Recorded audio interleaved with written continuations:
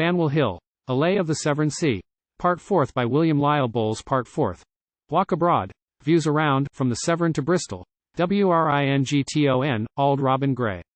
The shower is past. The heath-bell, at our feet, looks up, as with a smile, though the cold dew hangs yet within its cup, like pity's tear upon the eyelids of a village child. Mark, where a light upon those far-off waves gleams, while the passing shower above our heads sheds its last silent drops, amid the hues of the fast-fading rainbow, such is life. Let us go forth, the redbreast is abroad, and, dripping in the sunshine, sings again. No object on the wider sea line meets the straining vision, but one distant ship, hanging, as motionless and still, far off, in the pale haze, between the sea and sky.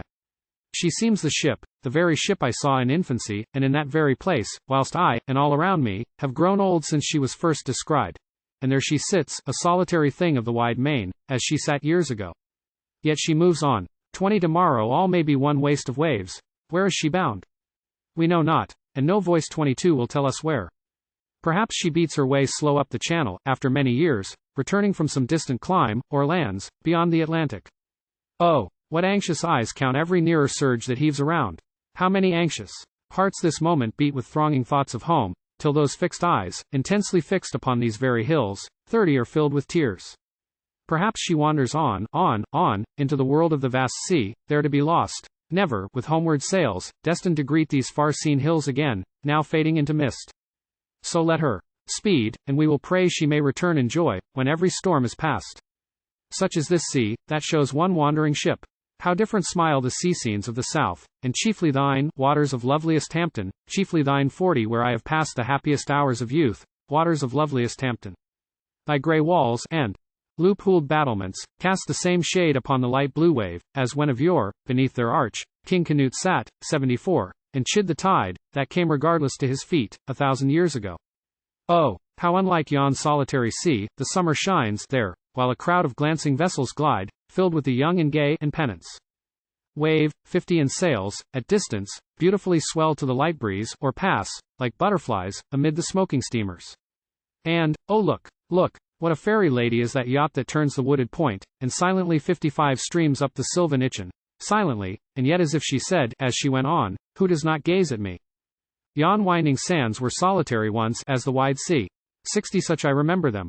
No sound was heard, save of the seagull warping on the wind, or of the surge that broke along the shore, sad as the seas.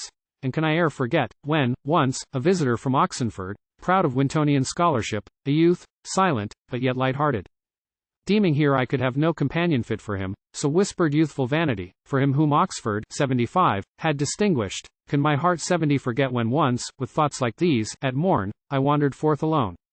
The first ray shone on the white seagull's wing, and gazing round, I listened to the tide's advancing roar, when, for the old and booted fisherman, who silent dredged for shrimps, in the cold haze of sunrise, I beheld, or was it not a momentary vision?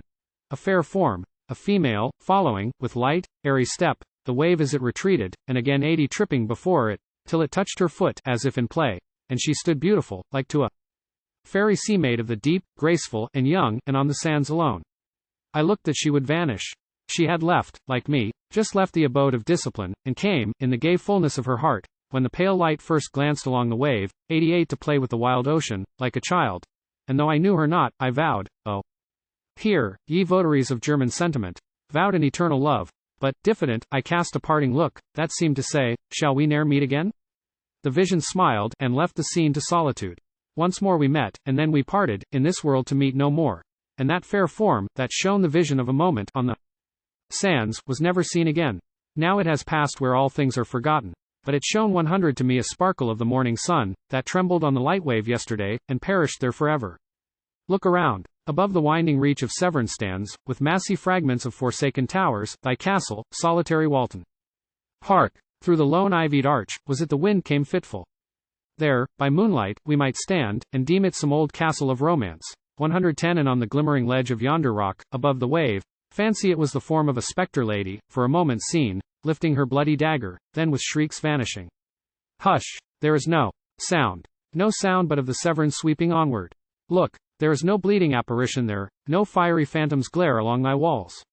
Surrounded by the works of silent art, and far, far more endearing, by a group 120 of breathing children, their possessor lives, 76.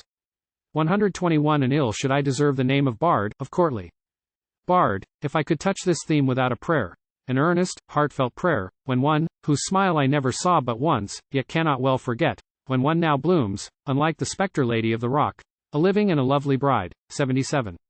How proud, opposed to Walton's silent towers, how proud, 130 with all her spires and fanes and volumed smoke, trailing in columns to the midday sun, black, or pale blue, above the cloudy haze, and the great stir of commerce, and the noise of passing and repassing wains, and cars, and sledges, grating in their underpath, and trade's deep murmur, and a street of masts and pennants from all nations of the earth, streaming below the houses, piled aloft, hill above hill, and every road below 140 gloomy with troops of coal nymphs, seated high on their rough pads, in dingy dust serene.